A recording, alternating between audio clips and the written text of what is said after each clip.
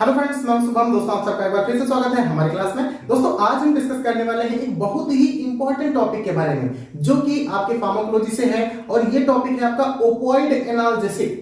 ठीक है, ये बहुत ही इंपॉर्टेंट टॉपिक है। डेफिनेटली आपके आने वाले जो एग्जाम है उसमें ये क्वेश्चन पूछा जरूर जाएगा। ठीक है, ओपियोइड एनाल्जेसिक का दूसरा नाम भी पूछा जा सकता है आपसे, नार्कोटिक एनाल्जेसिक, या तीसरा नाम है इसका मॉर्फिन लाइक ड्रग।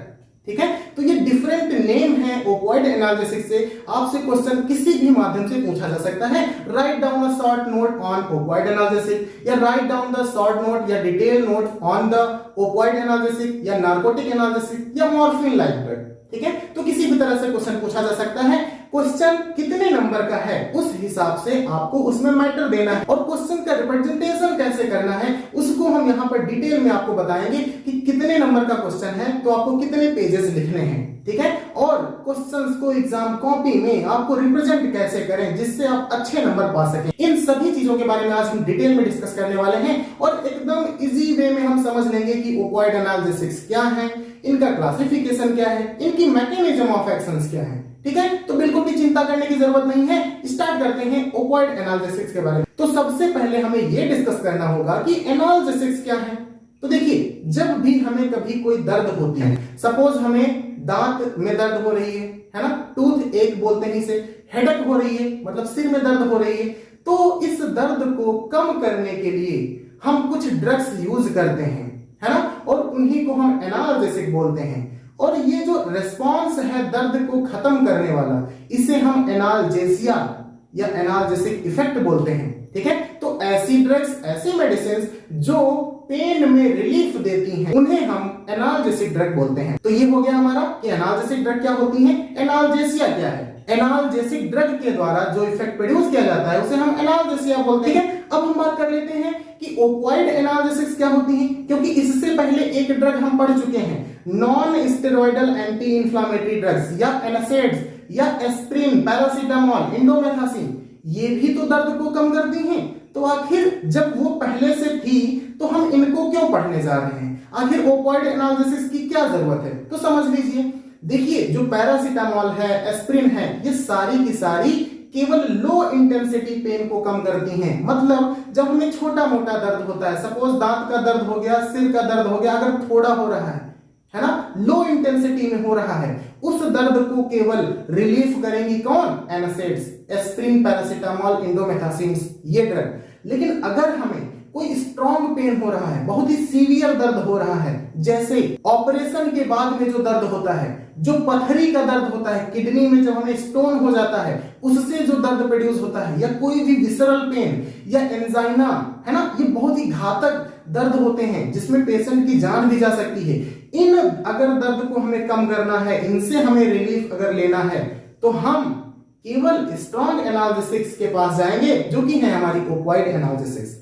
ठीक है, तो ओपियोइड एनाल्जेसिक्स की क्या जरूरत पड़ी, क्योंकि भैया ये हाई इंटेंसिटी पेन जो होती है, जो सीवियर पेन होती है, उस दर्द को कम करने की क्षमता होती है किसमें, मॉर्फिन लाइक ड्रग में या नार्कोटिक ड्रग में। ठीक है, और बाकी जो एनासिड्स हैं केवल लो इंटेंसिटी, थोड़ा बहुत दर्द हो रहा है तब तो पैरासीटामोल ले लेंगे आप, लेकिन अगर ऑपरेशन के बाद वाला जो दर्द है उसे कम करना है, तब तो भैया आपको किसके पास जाना पड़ेगा, ओपियोइड एनाल्जेसिक्स के पास जाना पड़ेगा। ठीक है, तो एनाल्जेसिक्स समझ में आ गया, क्लियर। अब हम बात करते हैं कि आखिर इनको हम ओपियोइड एनाल्जेसिक्स क्यों बोलते हैं। तो देख लीजिए, ओपियम से ये ड्रग डिराइव्ड होती हैं। ओपियम एक प्लांट होता है, पापोवर सोमनिफेरम इसका बॉटैनिकल नेम है, फैमिली पापोवेरेसी होती है। ठीक है, तो ये जो ड्रग होंगी हमारी सारी की सारी ओपियम प्लांट से डिराइव्ड होती हैं, ओपियम की तरह होती हैं, इसलिए इन ड्रग्स को हम ओपियोइड एनाल्जेसिक्स बोलते हैं। एकदम क्लियर है, बहुत ही आसान शब्दों में आपको बताना चाह रहे हैं। ओपियोइड एनाल्जेसिक्स क्या है,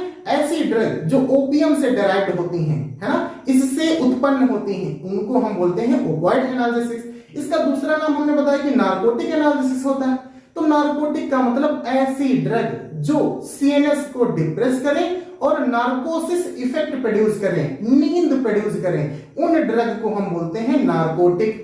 ठीक है, और ये दर्द को कम कर रही है इसलिए एनाल्जेसिक लगा दिया, तो ये हो गई हमारी नार्कोटिक एनाल्जेसिक।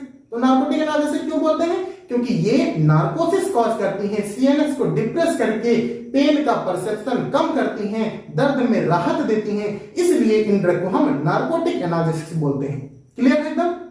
तीसरा हमने कहा कि मॉर्फिन लाइक ड्रग, जैसे एनासिड्स को क्या कहा था, एस्प्रिन लाइक ड्रग, है ना। यहां पर हम कह रहे हैं कि ये मॉर्फिन लाइक ड्रग है। तो देखिए ओपियम का जो प्लांट है पापोरस सोम्निफेरम, इसके अंदर 20 तरह के यूजफुल एल्कलॉइड पाए जाते हैं, जिसमें सबसे स्ट्रॉन्ग एनाल्जेसिक इफेक्ट होता है मॉर्फिन के पास। सभी के पास होता है थोड़ा बहुत, लेकिन सबसे ज्यादा मॉर्फिन के पास होता है। तो मॉर्फिन जो एल्कलॉइड है हमारा ओपियम के अंदर, वो मेन डोमिनेट एल्कलॉइड है यहां पर, ठीक है। इसीलिए हम कहते हैं कि मॉर्फिन जो है यहां पर हमारे ग्रैंडफादर हैं, सभी दवाओं के वो क्या है, सबसे बड़े हैं, है ना, डोमिनेट केमिकल है हमारा। इसीलिए हम बोल देते हैं कि मॉर्फिन लाइक ड्रग। क्लियर हो गया कि क्या होते हैं ओपियोइड एनाल्जेसिक, क्या होते हैं नार्कोटिक एनाल्जेसिक, और क्या है आखिर ये मॉर्फिन लाइक ड्रग। ठीक है, क्लियर है सभी को। अब हम थोड़ा सा ये जान लेते हैं कि आखिर डिफरेंस क्या है बिटवीन द ओपियोइड एनाल्जेसिक्स या narcotic analgesics and NSAIDs, non steroidal anti inflammatory drugs. ठीक है, तो देखिए सबसे पहला तो डिफरेंस क्या है भाई, ये जितने भी ओपियोइड एनाल्जेसिक्स होते हैं ये सीएनएस को डिप्रेस करते हैं। हमने बताया ना कि नार्कोसिस कॉज करते हैं, तो ये सीएनएस को डिप्रेस करते हैं, जबकि जो हमारे एनासिड्स हैं इनका सीएनएस से कोई इंटरफेरेंस नहीं है। पहला डिफरेंस। दूसरा डिफरेंस, ये सीएनएस को डिप्रेस करके नार्कोसिस प्रोड्यूस करते हैं, तो पेशेंट जो ओपियम लेता है उसको मजा आने लगता है ना, बहुत ही आनंद मिलता है, रिलीफ मिलता है स्ट्रेस से, ओवर थिंकिंग से, दर्द से, हर एक चीज से। तो वो जो पेशेंट होता है वो एडिक्ट हो जाता है, लत लग जाती है उस दवाई की उसे। ठीक है, तो ओपियम के केस में ड्रग एडिक्शन होता है, जबकि एनासिड के केस में कोई भी एडिक्शन नहीं होता है। तीसरा डिफरेंस है कि भैया अगर ड्रग एडिक्शन हो रहा है तो ड्रग एब्यूज भी होगा, है ना। आपने देखा होगा कि बहुत सारी ड्रग्स जो हमें नशा देती हैं, नशा, है ना, नशा प्रोड्यूस करती हैं, उन ड्रग का बहुत ही धड़ल्ले से बिना किसी मेडिसिनल यूज के हम उनको कंजप्शन करते हैं, है ना। इसी को हम बोलते हैं ड्रग एब्यूज। मतलब कोई भी जरूरत नहीं है हमें, लेकिन केवल मजे के लिए, नशे के लिए उसको हम यूज कर रहे हैं। तो यहां पर ओपियोइड एनाल्जेसिक जो मॉर्फिन होती है उसका यूज यहां पर ड्रग एब्यूज की तरह होता है, जबकि एनासिड्स में ड्रग एब्यूज नहीं होता है। ठीक है, एनासिड्स जो होती है हमारी एंटीपायरेटिक इफेक्ट रखती है, मतलब बुखार को कम करती हैं, सूजन को कम करती हैं, एंटी इंफ्लेमेटरी एक्शन रखती हैं, जबकि ओपियोइड ड्रग्स के पास ऐसा कोई इफेक्ट नहीं होता है, ये केवल दर्द को कम करती हैं। ठीक है, और डोज अगर इनकी थोड़ा सा हम बढ़ा देंगे तो ये एनास्थेटिक इफेक्ट प्रोड्यूस करने लगती हैं, उसको बाद में डिस्कस करेंगे। ठीक है, तो ये है difference between the non steroidal anti inflammatory drugs and opioid analgesics. ठीक है, यहां से आपको एकदम क्लियर हो जाना चाहिए कि एनासिड्स क्या हैं, दोनों एनाल्जेसिक हैं, लेकिन एक लो इंटेंसिटी पेन को कम करने के लिए यूज की जाती है, एक हाई इंटेंसिटी पेन को कम करने के लिए यूज की जाती है। ठीक है, अब देखिए हम बात करते हैं ओपियोइड रिसेप्टर के बारे में, क्योंकि ओपियोइड एनाल्जेसिक्स है तो कुछ इनके रिसेप्टर होंगे। जब जनरल फार्माकोलॉजी पढ़ा रहे थे आपको, तब हमने बताया था आपको कि भैया जो कुछ ड्रग्स होती हैं, कुछ ड्रग अपना एंजाइम के थ्रू एक्शन प्रोड्यूस करती हैं, कुछ ड्रग रिसेप्टर के साथ बाइंड करके अपना एक्शन देती हैं, कुछ ड्रग आयन चैनल से इंटरफेयर करके अपना एक्शन देती हैं। तो जो ओपियोइड एनाल्जेसिक्स हैं ये इनके रिसेप्टर होते हैं, उनके साथ जब ये बाइंड करती हैं तब कॉम्प्लेक्स का फॉर्मेशन करने के बाद ये अपना एक्शन प्रोड्यूस करती हैं। ठीक है, तो सबसे पहले उन रिसेप्टर को जानना पड़ेगा कि कौन कौन से ओपियोइड रिसेप्टर होते हैं। तो जो ओपियोइड रिसेप्टर होते हैं ये मेनली 3 तरह के होते हैं, वैसे ये 4 होते हैं, लेकिन जो एक रिसेप्टर होता है वो भैया ज्यादा रेस्पॉन्स प्रोड्यूस नहीं करता, इसलिए मेनली हम 3 तरह के रिसेप्टर्स पढ़ते हैं यहाँ पर, जो कि मेन है हमारे लिए। ठीक है, वो है एक पहला म्यू रिसेप्टर, दूसरा कप्पा रिसेप्टर, तीसरा डेल्टा रिसेप्टर, और एक जो चौथा रिसेप्टर है जिसका कोई काम नहीं है वो है हमारा सिग्मा रिसेप्टर। ठीक है, लेकिन हमको पढ़ना केवल 3 है।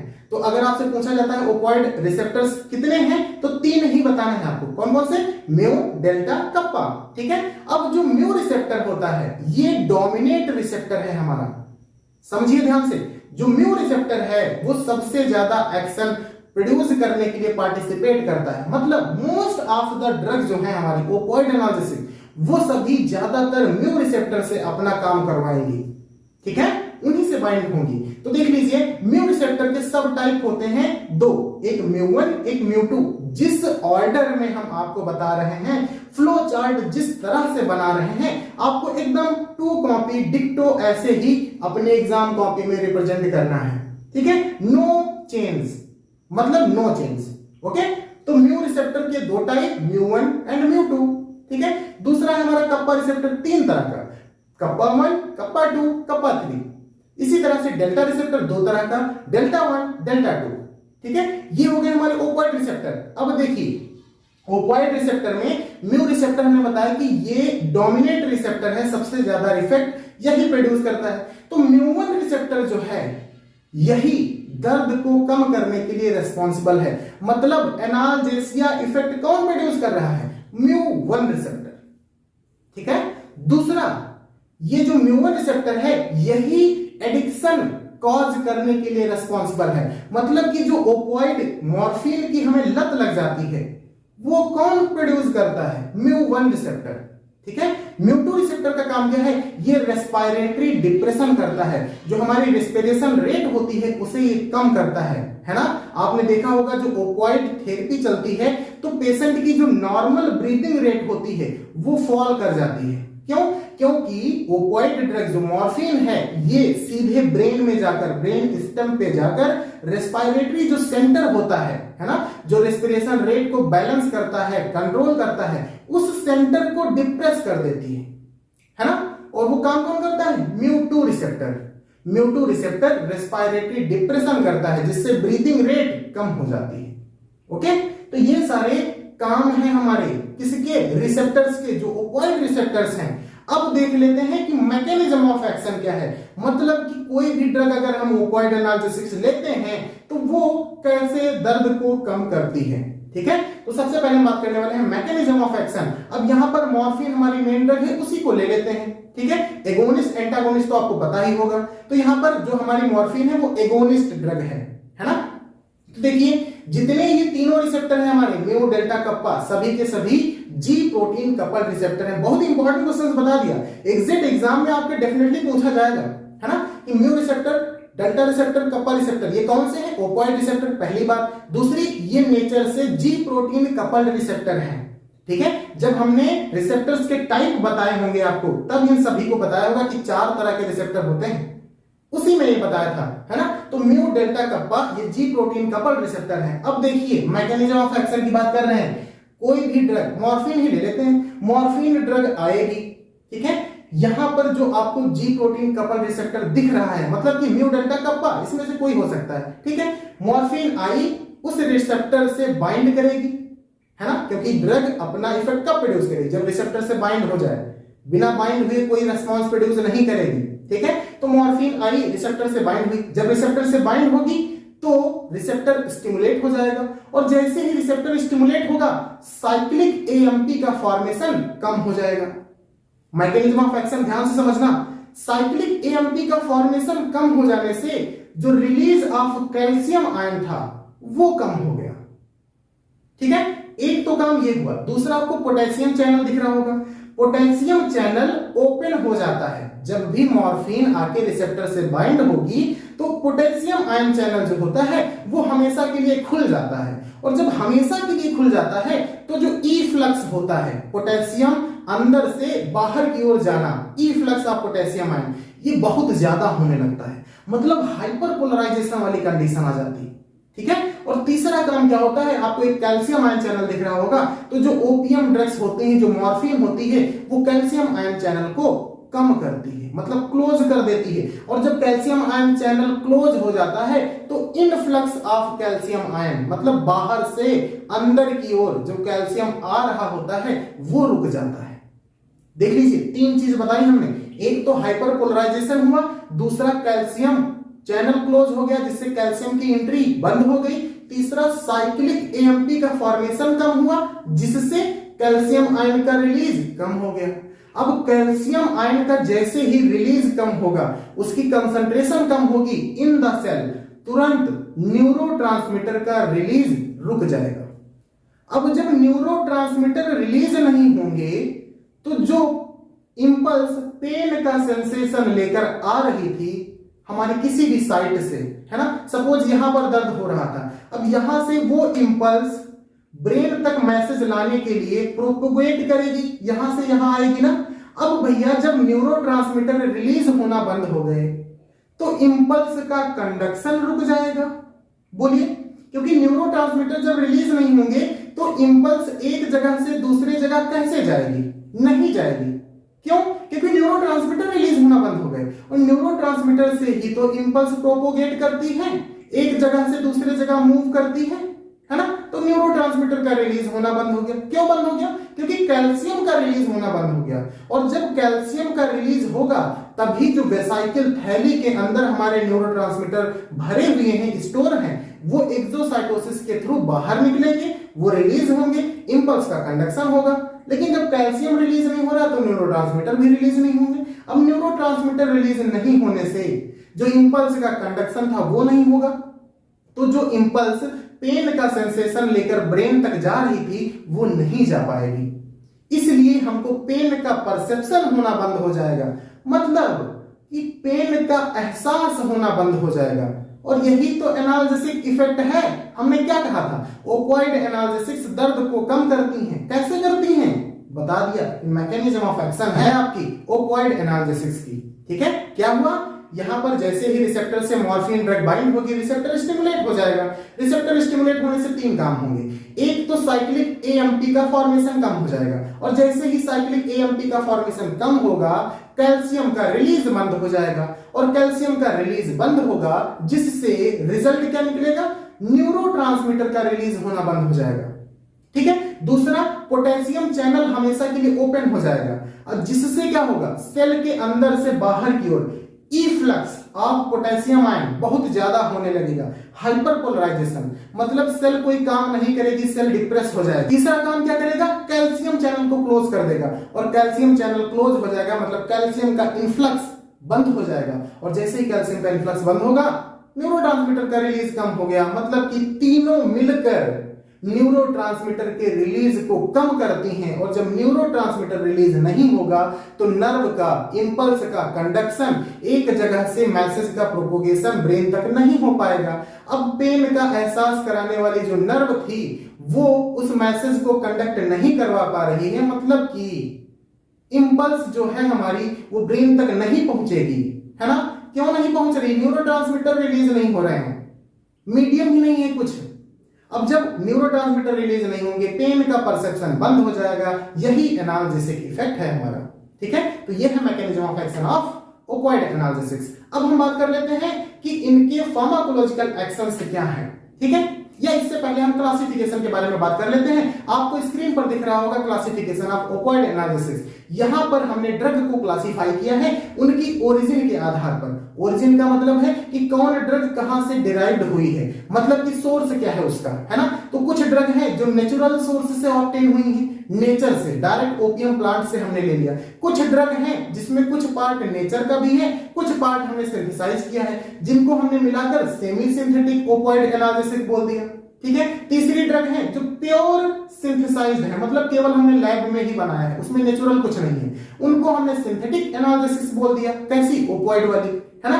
अब पहली वाली में मॉर्फिन हमने बताया था ना कि नेचुरल ड्रग है ये, तो यहाँ पर आपको क्लासिफिकेशन दिख ही रहा है, वो आपको रखना ही है। अब दूसरी चीज हम यहाँ पर एक इंपॉर्टेंट चीज है वो बता देते हैं आपको। ठीक है, कि जो डाई एसिटाइल मॉर्फिन आपको यहाँ पर दिख रहा है, ठीक है, सेमी सिंथेटिक वाली क्लास में, वो हेरोइन के नाम से जाना जाता है। बहुत इंपॉर्टेंट क्वेश्चन पूछा जाता है आपके एग्जैक्ट एग्जाम में, डेफिनेटली पूछा जाएगा।